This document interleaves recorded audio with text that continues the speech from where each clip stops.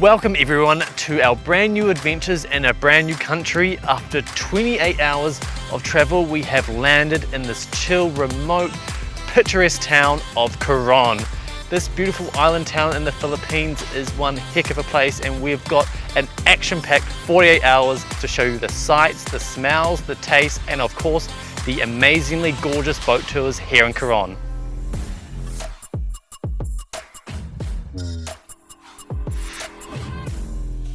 Good morning, we're on our way to the hot springs this morning. It's just before 9 AM.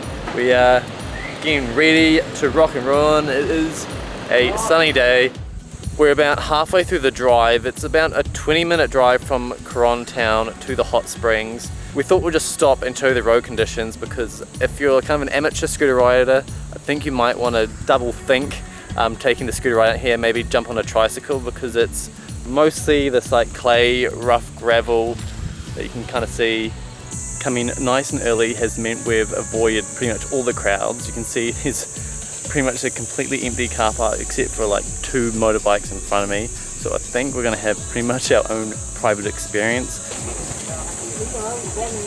Morning. We've just got through and it's actually 300 peso per person, so 600 total for the two of us, and this is actually such a cute little area. There's absolutely no one here at the moment except for I think some other people just turned up at the same time as us. What I really love about this is that they've got some little shaded pools as well, so if you don't want to sit in the boiling sun, you've got some seating in some nice rocky areas, and then of course you've got the massive pool area right out in the open. The most popular time to come is sunset, and I can imagine why, because it'll be a little bit cooler and you'll be able to really enjoy these hot pools. We've come just after 9 AM and it is hot today, the sun is out, but I think we're still going to enjoy it. We're going to really feel that relaxation. Not the best with spas or hot tubs. I last about 20 seconds and get too hot. In fact, it's already like 30 degrees and now I'm hopping in a 40-degree pool. I'm not too sure how I'm going to like it, but here we go. Ooh. Can I touch the ground? Oh geez, don't want to fall over. This is pretty delightful.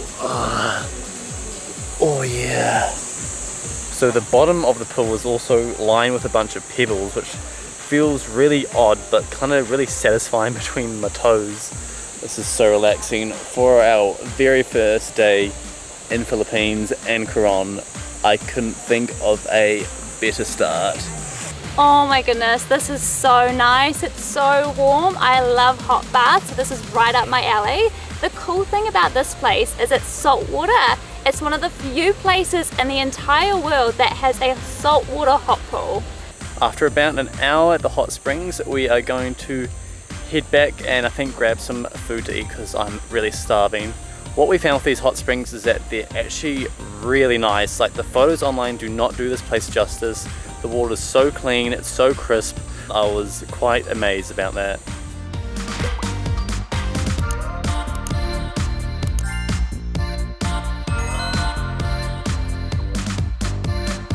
We have come back from the hot springs and it's just a bit past lunchtime.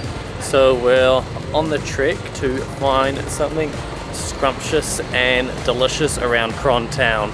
Coron Town is located on Basunga Island, and there are 2 main ways to get here, either by plane or ferry. Coron Town is pretty condensed, so you can easily walk around everywhere. However, if you want to rest those legs, you can easily jump on a tricycle, which are available like honestly everywhere. Even the locals take them, so jump on a tricycle and maybe between 25 to 50 peso for a trip around the town. You can also hire a scooter, which we have done. I've got my scooter license, so I'm pretty comfortable riding my scooter around this part of town. The cost to hire a scooter is around 500 pesos per day. I definitely notice a little bit of an American influence here, and the Filipino English, they have a bit of a twang to how they speak. And then also I notice it in the food. There are lots of like burgers and that sort of American style food. So we popped around the corner and we've come across this Filipino restaurant called Inasal Eats Co, and they just serve like grilled chicken leg, grilled chicken breast, what else, they have like pork belly, pork skewers, basically just an array of classic Filipino dishes. and this will actually be my first official Filipino food taste, so I'm pretty excited to give it a go and see what I think. I got the chicken breast with rice, and that comes to 175 peso. This dish has just arrived in front of me, and blimey, it looks delicious. Char grilled chicken, and then we've also got a bunch of sauces in these little containers here. He said to mix this one with this. It's a surprise, there's no labels, so we'll just give it a go and see what happens. I guess I'll just eat like a bit of a carnivore. Oh my god, that is like the best barbecue chicken ever. Oh.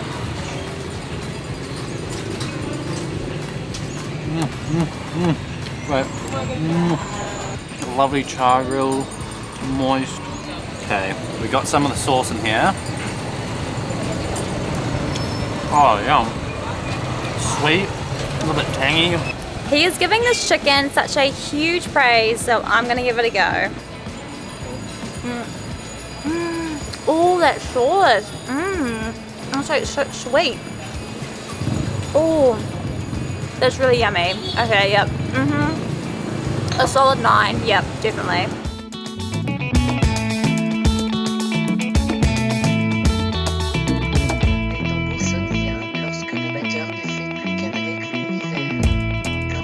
The sun is starting to set. We've got our bags packed because we are walking somewhere way up there to Mount Tapyas, which is the big old mountain here in Coron. It's not really a mountain, kind of more like a hill, but 721 steps in this heat, so we might die a little bit from heat, but should be fun. The good thing is that if you get up there, walk down, you don't want to walk anymore, they have a bunch of tricycles just sitting down at the bottom here to take you, your lifeless body, back to your hotel. Alright, Rhett, step 100, what's that? Oh, that's cute. Maybe 12% of the way, or I don't really know math that well. Step 200, feeling a little bit less positive. Again, a beautiful sunset already starting to come through the trees. The start was definitely more steep. It's getting a little bit easier now. So it's taken us about 10 minutes to get to the halfway point. I can see the top just over there. I think to reach the top it would take a normal person maybe 20 to 30 minutes, but if you like to go at a little bit of a slower pace and take more stops along the way, maybe 40 minutes. We're gonna go up, maybe fly the drone, take some sexy pictures. Oh, sexy. But look at that lovely, lovely, lovely 500 sign.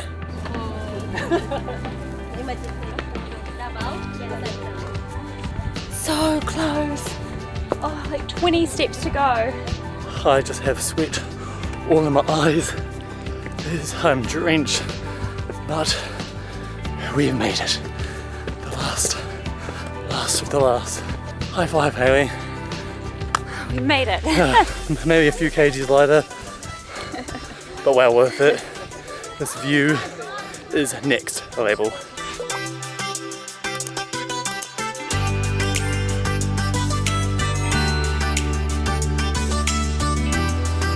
So we're just leaving the viewing platform behind us because there's a little path if you go further on that leads down to some hills. I think, oh no, this is it right here. Oh, this is stunning. Mount Tapyas stands at 210 meters tall, so it is a walk for all ages as it's not too intense. So sunset is just after 6 p.m, so we suggest to leave somewhere just before 5 if you want to get up here, cool down and actually enjoy yourself. We started at about 4:30 and we got here just after 5. I gotta say, I think if you walk over the viewpoint and come to this other side, it's actually much, much prettier. There's not as many people here. We've got this long, beautiful grass. Stunning. It is breathtaking, this view here. It's absolutely incredible. I mean, this is the stuff that dreams are made of. I feel like we are the luckiest people in the world because we just got the most amazing sunset. We took some lovely photos, flew the drone, and now we're gonna start the trek down the mountain and grab some food to eat. I think we've already scouted out a little kind of rooftopy eatery bar place, so we'll go check that out and bring you along.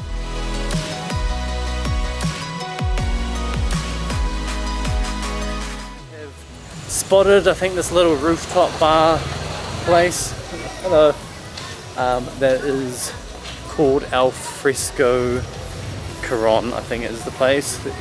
Some little finger food, some mains, some drinks. We are starving, so let's get involved.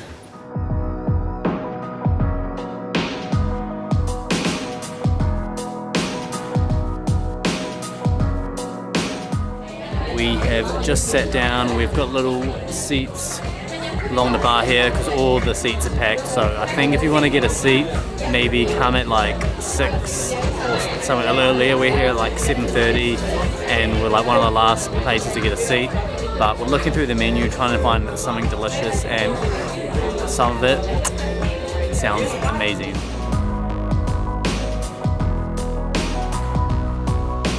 That was one interesting, eventful dinner. The food was good, but everything else was pretty awful. It took them over an hour and a half to give us 2 appetizers. They forgot about our mains. The drinks are pretty much watered down, all nearly tripped. The service was like marginal. They didn't clear plates for like an hour. The seats were so uncomfortable. It looks nice, but yeah, wouldn't recommend going there unless you maybe go early. This is wrapping up day 1, and we'll see you again for tomorrow. Alright, welcome to day 2, and we have saved the best to last. As today we are jumping on this boat behind us, and we are going on a massive island hopping experience tour with experienced Coron Travel & Tours. They're an amazing company run by Tom and his wife. We've got the boat to ourselves, so come along and see what we have in store for you. Here at the market, picking something to eat for our tour. Got fishes, got veggies, got a bit of everything up here.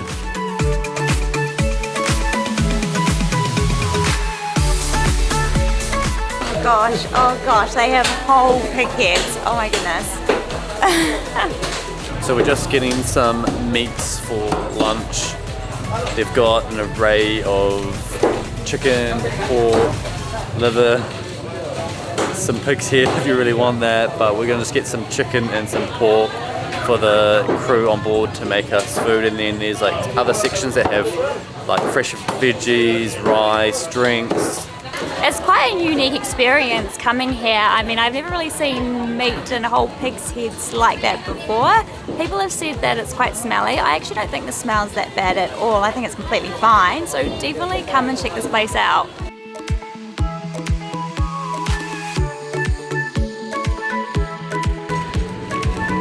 This is our boat behind us.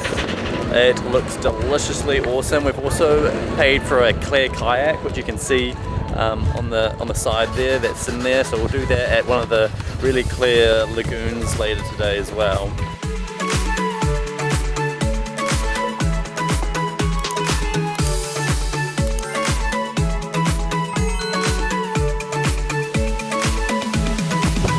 Right, we are very, very close to our first destination, but unfortunately the rudder, I think, is just broken, so they're trying to mad panic fix it all. We've got some rope that they've chucked along. This has been a slight day of things going wrong. Our first tour guide broke or hurt his ribs, but luckily CJ jumped in. Hello world! He is our saviour, but now our rudder is broken. I think if you come to Coron, you got to learn to just sort of go with the flow. Things are going to go wrong, but just go with the flow and enjoy yourself. I think we're going to have to switch boats later on or soon, because no, I don't think they can steer. But I mean, you got to just roll with the punches. You can't let this get you down. Our new boat's just arrived. That's our old boat right there. We've jumped on it to this new boat, which is actually probably much nicer, a lot bigger. To be honest, it even has a dressing room out the back. These guys have got, I think they're going to leave the boat here, come out tomorrow and fix up the boat. I'm actually pretty stoked because we got a little bit of an upgrade with the boat. This is a bit bigger. Like Scott said, there's even a dressing room. There aren't holes, so I feel more comfortable with our stuff, so all good here.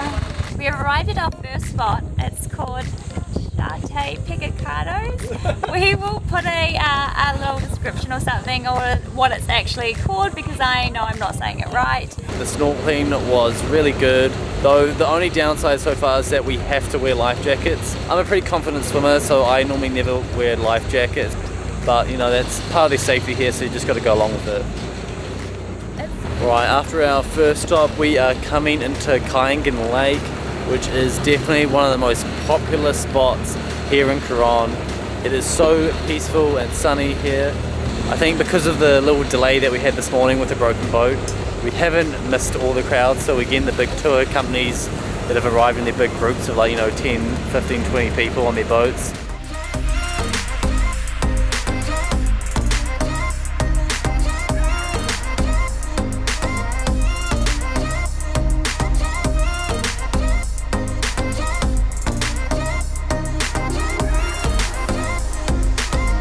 Now begins another hike up, I think it's like 300 or something stairs. It is so cramped here, just endless amount of people. The lake looks beautiful, but you know, we're squished against some rocks. I brought my bag, I didn't really know what was happening, I just grabbed it, and I kind of regret having this big thing with me, but yeah, we'll jump in the water. I'll take the GoPro so I can have a little swim about. The good thing is you don't have to wear the life jacket. If you're a competent swimmer, you just need to kind of hold on to it, which is great for me. But if you need the life jacket, jump in and wear it. So just after we hopped in, we swam for like 5-10 minutes, and now it has actually got really empty, which is a lot better than it was 10 minutes ago. Oh my goodness, this water is so nice. It's so warm. Oh.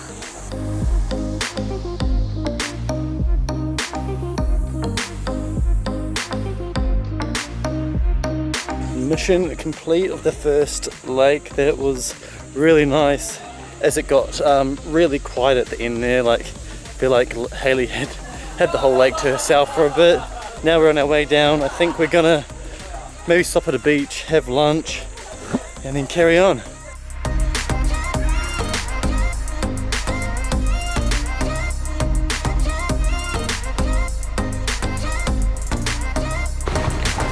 We have made it to Banul beach, which is where we're going to have lunch. We've just parked a few boats over, walking through the water to our lunch spot.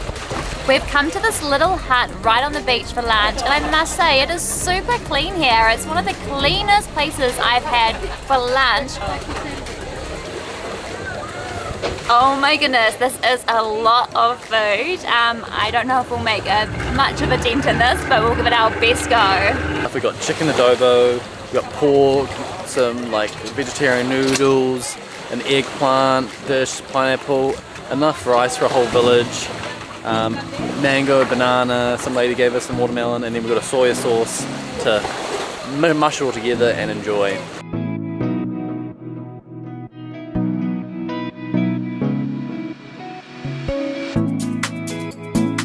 We've gone for a 10-minute boat ride and have arrived at Twin Lagoon. We're gonna jump in some kayaks because it is so beautiful here. We've got a clear kayak so we can sort of look through the boat and see what's in the water. I can't wait, so let's go.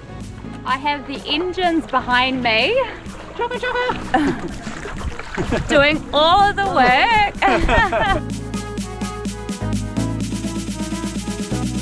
Working harder.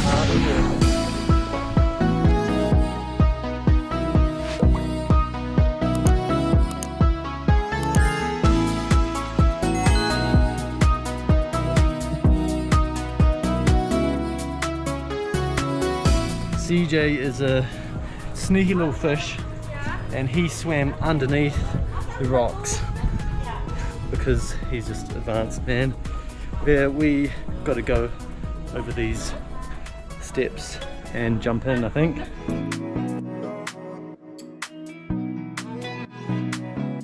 So we are here sitting at Lagoon 2 here at Twin Lagoon. I've got my little office chair rock here, all set up. It is so stunning, it's so quiet here. We've got a few kayakers, we've got a few boats set up. This is pristine Philippines swimming magicness.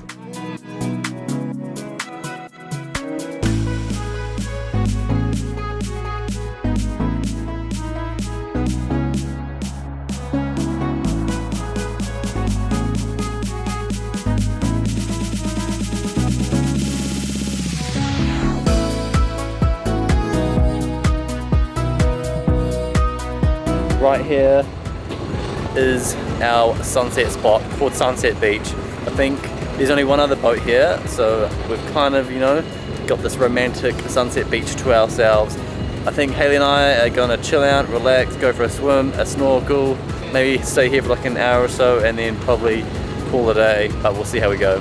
We have just arrived at Sunset Beach and it is so beautiful and peaceful here. We are the only ones here, so it is like our private owned beach, which is amazing. I'm ready just to watch the sun go down and relax.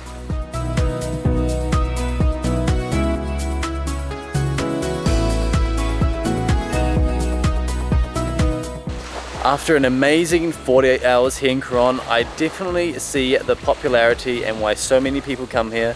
Though Coron does get dwarfed a little bit by its big brother and more popular option, El Nido, but we have loved Coron. It's cheaper, more affordable, less people. It's a lot more of an authentic experience, so we definitely rate this as a must-do when you're here in the Philippines.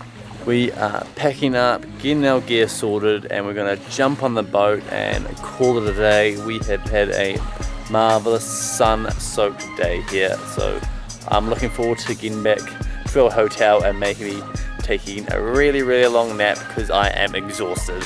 Oh, I am glad to be on dry land after that bit of a nightmare of a tour. Oh my goodness, what a shit show that was. Anything that could have gone wrong went wrong. So it started off with our tour guide not showing up at all and we had to find a random replacement.